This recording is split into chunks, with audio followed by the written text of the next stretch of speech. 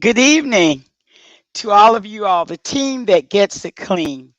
I'm glad to be with you this evening. We seem to be having a little bit of technical difficulty, so bear with us. We're having storms and tornado watches and all kind of things going on here in the DMV, but I'm glad that it seems like we're finally on. So tonight we had planned to have the newest president of ISHM on with me, but she got sick, so we're hoping that she feels better. She will be on hopefully next Thursday with us, but we're going to go on with the show anyway, because you know the show must go on. She will come on next week as the president of ISHM and enhance the conversation from tonight. So Thursday thoughts for today. My first thought is that I can't wait to buy me some new glasses that don't have a glare, but bear with me, they're coming. Second thought, I was thinking, because we've been getting some marketing from our association about an upcoming vote for the name change. And some people in my department had a few questions, not a lot, because you know we don't read the emails, we don't look at the marketing, and we throw our process magazine under the bed or somewhere, so we don't even know that we're talking about anything. But a few of my employees came to me and said, Ms. Golden, ISHM's changing their name. Can you tell us why? And so the vote is going to actually start on June the 22nd. It's going to run from June 22nd to July the 12th. And I always believe that you must be aware of what's going on, so that you know what you're voting for, why you're voting, or why you're not voting, or why you're voting yes and not voting no, or why you're voting no and not voting yes. So we want to be educated. Knowledge is power. We want to be aware. And I wanted to just hit on a few things. Not going to hit on everything, because I am not a present day board member. I am a past president. And I can talk to you about things that went on as president up until I left and where we are now. So in order to go forward in our future, we must understand our past. So I'm going to talk a little bit about our past. So some of you need to know that in 1958, this association was formed, and ISHM was not the name. Wow. You say, wow, really? Really? ISHM was not the name. The name in 1958 was the National Association of Hospital Central Service.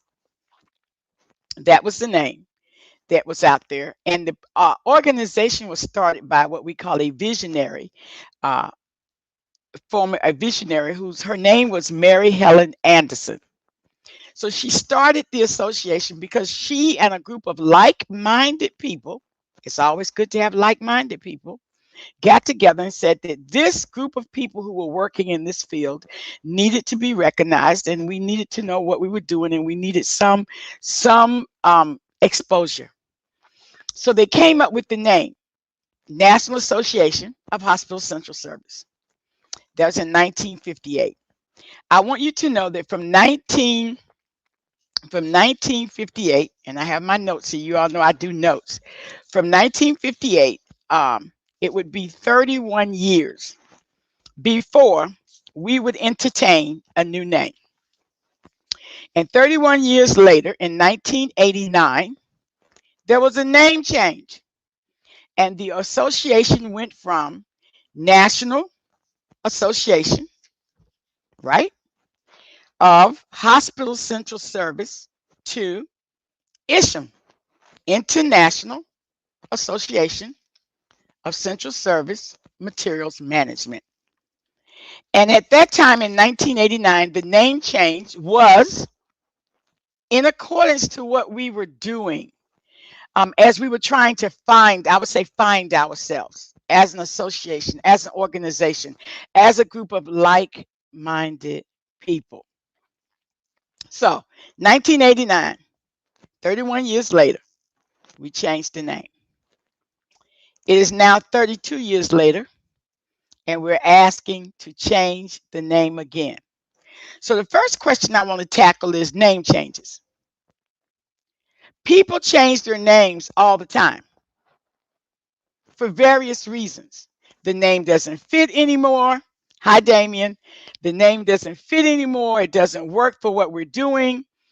It's not who we are. There's many reasons for changing a name. I will tell you that in 2013, 14, 15, 16, we entertained changing the name. You must do things in the right time for the right reason, when it will be received well. And at that time, we had other things we were trying to get straightened out and done. So we were not able to work that into our time frame. But this is not something that the board has come up with on the spur of the moment. Is not something that they just pulled out of their hat and said, let's do this. We've been talking about changing the name from ISHM for many years. Now, the other thing about changing a name is that you have to get a name that's going to fit.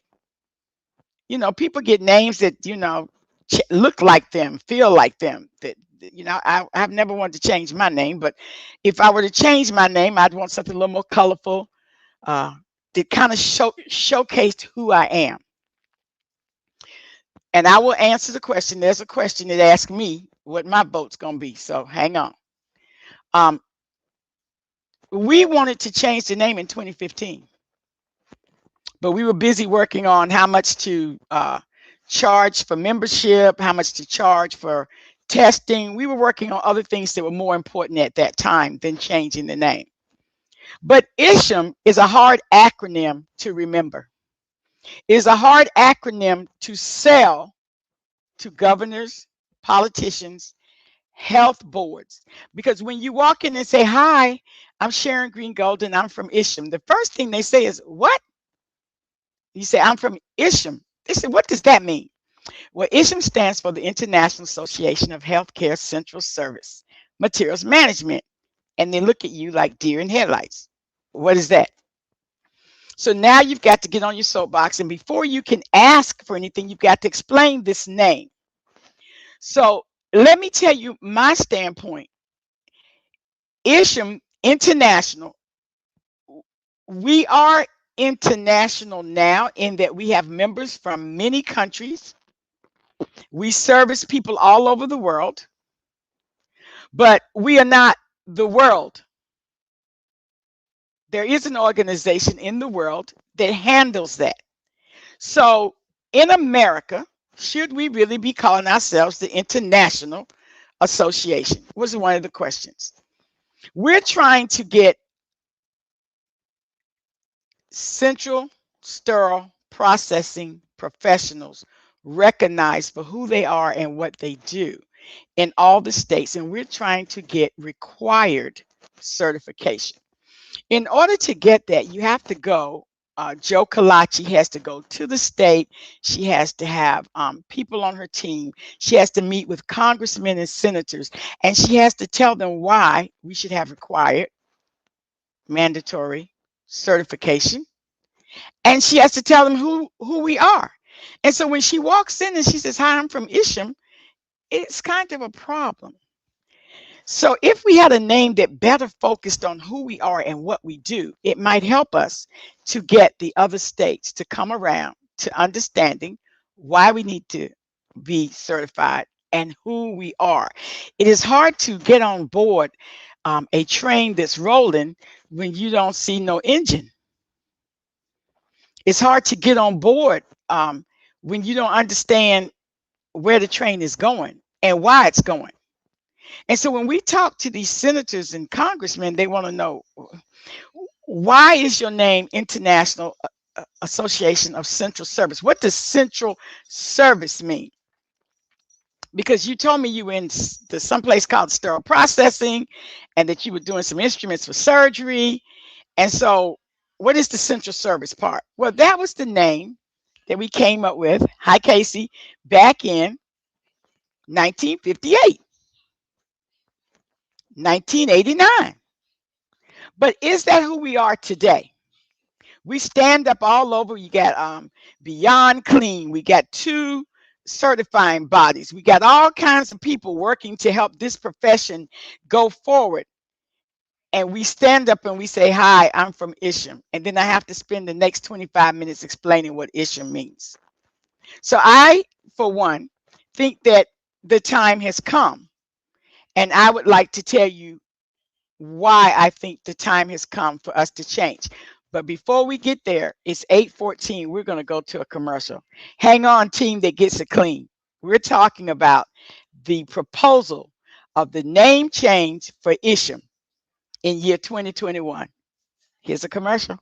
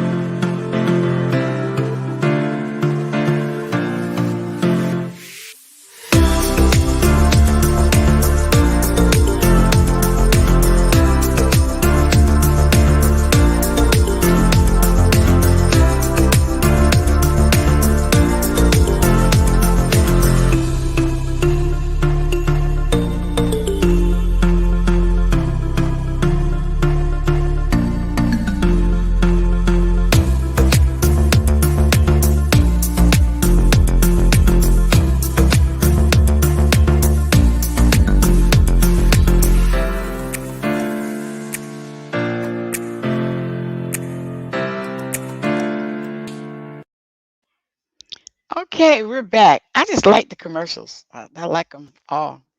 So we're back. Tonight, my Thursday thought is about the name change that has been proposed for ISHM, the International Association of Central Service Materials Management, formerly known as the National Association of Hospital Central Service. Hopefully going forward to a new name. So for the last 20 years, we've been on soapboxes talking about respect, professionalism. People don't know who we are. People don't understand how it's important what I do. I've been doing messages to you, the team that gets it clean, telling you that what you do is important, what you do matters, and pushing that to get you to buy into how important it is what you do. And then along the way, we said, you know what we really need is we need required certification in all the states so that hospitals, surgery centers, doctors' offices, little side eye clinics doing stuff off to the side can all have professional people who know what they're doing in there doing the sterile processing part of the job to keep our patients safe. Because at the end of the day, what we do matters, and we work for the patient. You all knew I was going to say it. I say it every week. So because we work for the patient, everybody needs to know what we do, because patients, some of them don't even know we exist. And if you were to go out there and say, hey, I'm a professional and I'm a member, what professional organization are you a member of? And you said, I'm a member of ISHM. They don't know what you're talking about. And when you say International Association of Central Service Materials Management, they still don't know. Now, I'm old, so let me take you down the road. When I started in central sterile processing over 35 years ago now, we weren't certified. We didn't have to be certified. We went in, we were taught OJT, and we did some things. And hopefully we were doing them right. And if we weren't, not too many people knew that we weren't. So our patients, hi, Alessandra, our patients got the bad end of that deal because we didn't always know what we were doing. But along the way, knowledge is power. We started learning some things and we started being willing to learn. And we started, some of us, going to meetings. Isham started having conferences, and they had conferences twice a year. They'd have a spring conference and a fall conference. They actually started, they got a board, they had president, they had all the members they needed to try to bring this association to where it needed to go. That was over 35 years ago when I started along the way. This is the road that they traveled to get to where we are today. I went to many meetings. I usually went to the fall meeting. And at the fall meeting, I started networking with people and asking a few questions and asking them, you know, the question we always ask is, did your hospital pay for you to come to the meeting? And the answer was usually no. But because we believed in what we did and because we loved what we did, we paid to go to our meeting, to be there, to learn, because knowledge is power.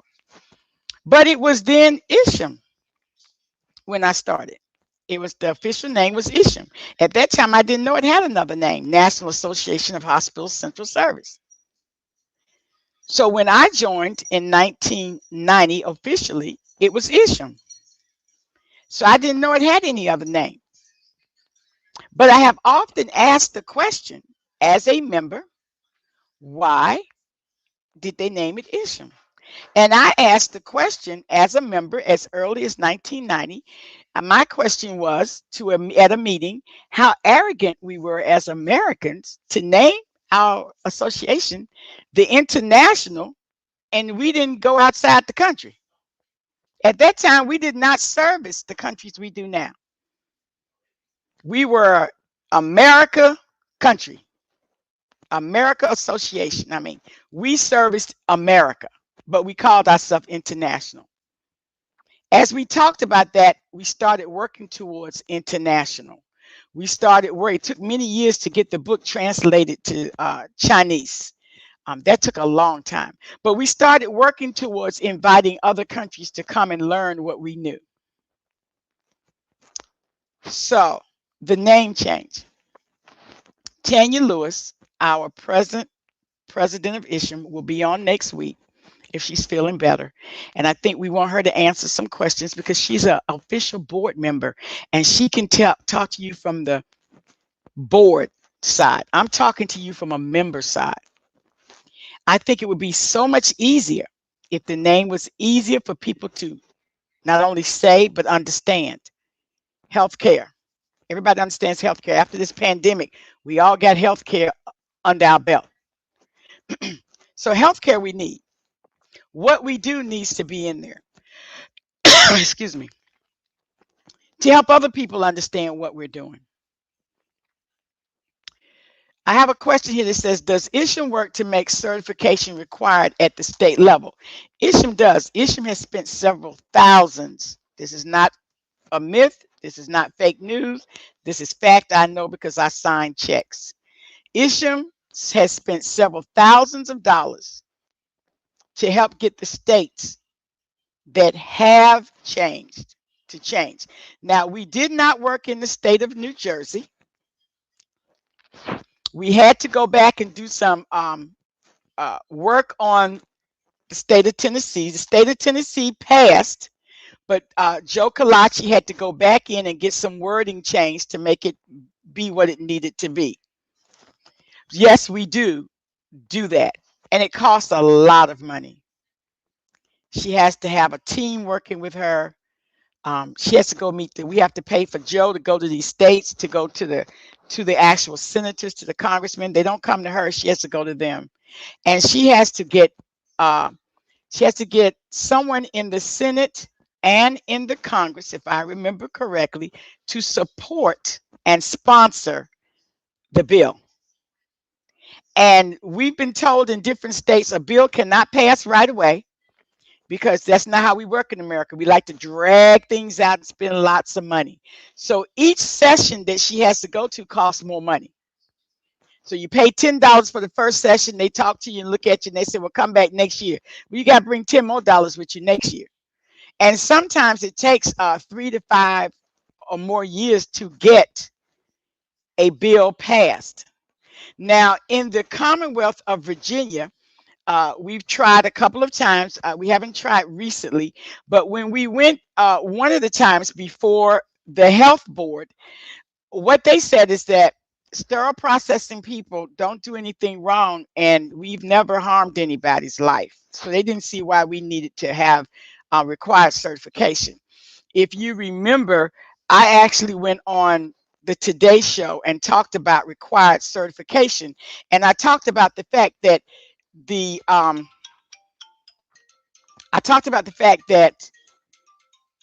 dog groomer had a license, and the tattoo artist had a license.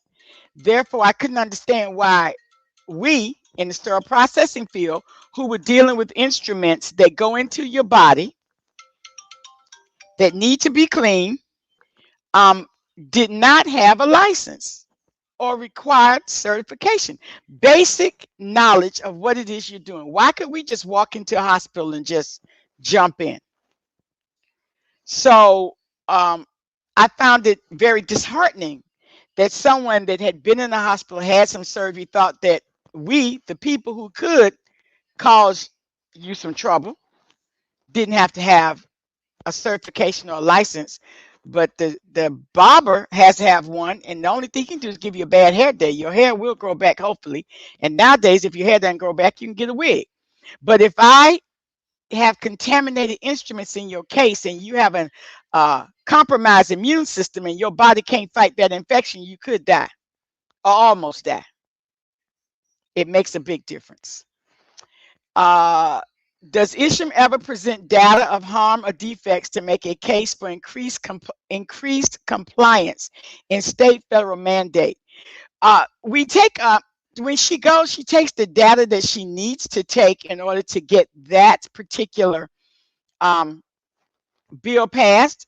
With her sponsors, the sponsor we had in one of the states, he had a family member that died due to a surgical site infection. He had all the data we needed, and he helped to push that bill forward. So yes, she is a lawyer. She takes everything she needs to take to make it work. But people are complacent, and until something happens to them, sometimes they don't pay attention to what is actually going on. There was another question that was up there. It was about salary. So ISHM is an association. It is an education association. The question was, does ISHM have goals for increased salary? So let me help you understand something. The association's job is not to get your salary increased. We are an education association with a certification body on the side. So we have been licensed to certify you in the field of sterile processing, and we maintain and have the education there to help you get that. But does ISHM help you get paid more money? No, ma'am. No, sir. Your license as an RN, that does not give you how much you're going to get paid. So people say all the time, ISHM ought to help me get paid more money. That's not the job of ISHM.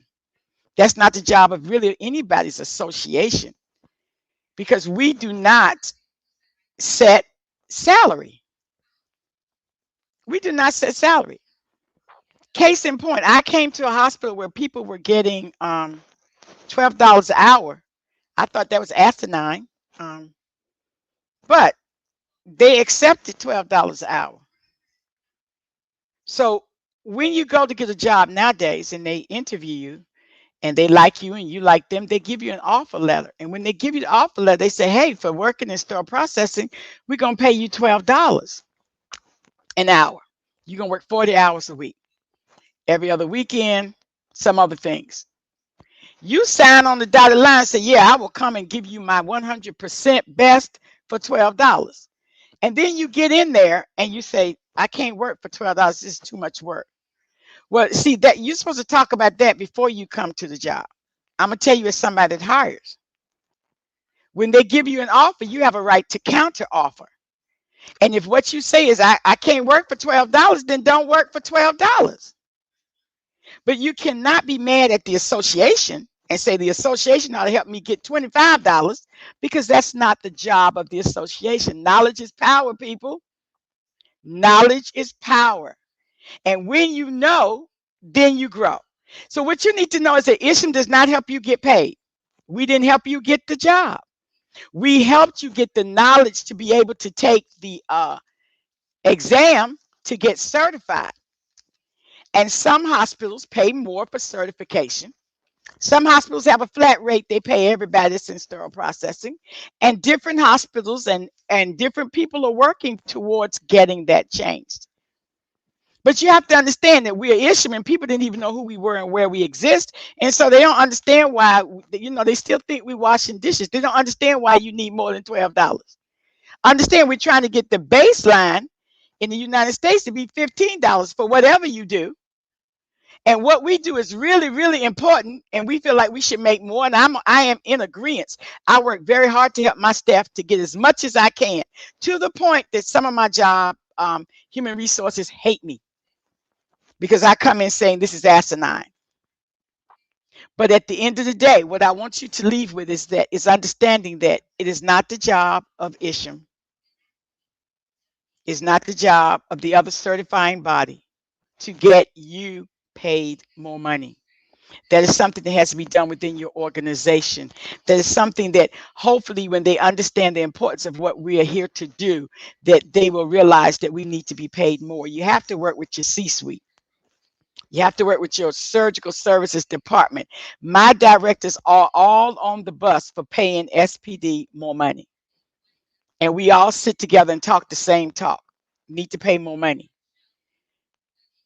But we cannot call ISHM and say, can you get us some more money?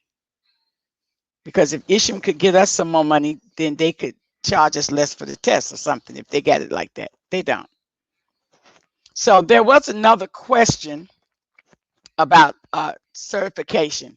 It says, is it only one person working to push these certification changes? No, it is not. There is a, if you open your process magazine and you look at the government section with Joe Kalachi, she has a group of people that work with her. And when she comes to your state, she's looking for a group of people, usually the ISHM units all over the state come together, and together we get the proposal ready to take, and we work towards getting a sponsor. 30 to 40,000 members. You're absolutely right. And I want to say that with 30 to 40,000 members, you all don't vote worth anything. 30 to 40,000 members, and on any election of anything we've ever asked for, if we get 5,000 people to vote, I'm probably lying. So we want, as people, we want ISHM to do a lot of things, but we don't support like we should. You would like for them to help you get more money, but when they ask you to vote on a proposal, you don't even vote. You can't even find your process magazine. You cannot even find the email they sent you to tell you to vote. So it works two ways. There is a committee that works in every state towards helping to get certification. And this group works very hard. And anytime a bill has been passed, this group goes to wherever the big signing is, and they're there for the signing of the bill. If you open your process magazine after that happens, you see the picture of all of them. You see Joe Kalachi. You see the governor of the state signing the bill saying it is now new. When we did New York, it is now a law. You cannot work in the state of New York, brand new, without being certified. And if they do hire you, I think in most states, if I'm correct, if I'm wrong, forgive me, you have 6 months to get your certification. But knowledge is power. And why would you work in a profession that you say you know what you're doing and you all that and not have the credentials? Why? Do I believe most members will vote? I would hope to. You know, I like to believe that the cup is half full, but I know the cup is half empty. I would hope that those of you, the team that gets it clean, that listens to me on Thursday nights, would vote. And you would tell other people to vote. And next Thursday, when Tanya Lewis is on, the president of ISHM for this year, that you would, at the end of our conversation that we're going to have together, make your decision to not only to vote, but to vote yes or no, and to understand why you chose the vote that you chose. Understand, we only need 2/3 of all the people voting to make it pass. So I don't want you to be mad when you say I didn't vote and Lucy didn't vote, and I don't understand how the bill how the proposal passed, because we only need 2/3 of the people that vote. So let's try to make this particular proposal be the one that we all go out, listen to this next Thursday, and we all go out and vote the best we can. Joe Kalachi, it's like Coli, Kalachi.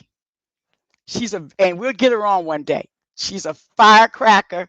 She believes in us being certified. She believes in required certification. And I will get her on because she needs to talk to you, the team that gets it clean, to help you understand how hard it is for her to go out and get these senators and congressmen. And we know it's hard. You all watch the news every day. We can't even get a bill passed in America. Well, don't think we're doing much better in the States.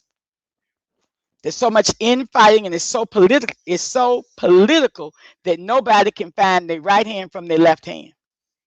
But I'm telling you that we need to support our purposes, because in the end, we will win. In the end, we will win. Things will get better. But, you know, Rome was not built overnight. So, bottom line, a question was asked of me, which way am I going to vote?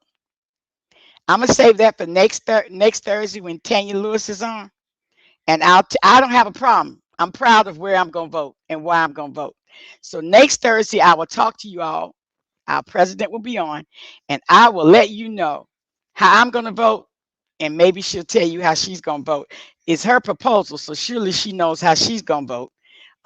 The board, they should all know how they're going to vote. They put it up. So I think it's kind of safe to say they're voting yes for the name change. I'll let you know where I stand next week. It's been great talking to you all this evening. We hope that Tanya feels better. I hope that I have started a little knowledge searching for you. Don't just listen to me. Go in and look up ISHM. Look up the history for yourself. Don't just lean on Sharon Greene-Golden, even though I wouldn't lead you wrong. To the team that gets it clean, it's been nice being with you tonight. I look forward to being with you next week when we finish discussing the name change for the International Association of Central Service Materials Management, formerly known as the National Association of Hospital Central Service. I want to keep saying that because this is not our first name change. We changed our name in 1951 to 31 years later, we changed it to ISHM. Exactly 32 years later, we're asking to change again to meet the need of who we are today and what we do. What we do, we're not kicking anybody off as I get ready to close. We're not kicking anybody off. Materials management is still there, but it's just not what we do 99% of the time anymore. And in order for you to understand that, you have to go back to the past. So if you're as old as me, in the past, we were materials management. We had baby diapers, baby milk, baby wipes. We were like the grocery store. And with it, we had bedpans, we had urinals, we had all kinds of things. There's not too many sterile processing departments. In fact, we changed our name to sterile processing. There's not too many sterile processing departments out there today that have baby diapers, baby milk, and we don't even know what a bedpan looks like because we don't clean them anymore, people. We are not that group anymore. So we need a name that says what we do, that resonates all over the world with what they do. Because as a person that has traveled the world, I want you to know that sterile processing is sterile processing is sterile processing. No matter what country you're in, we're all about the same job, protecting our patients. To the team that gets it clean, have a good evening, and I'll see you next Thursday. Thank you.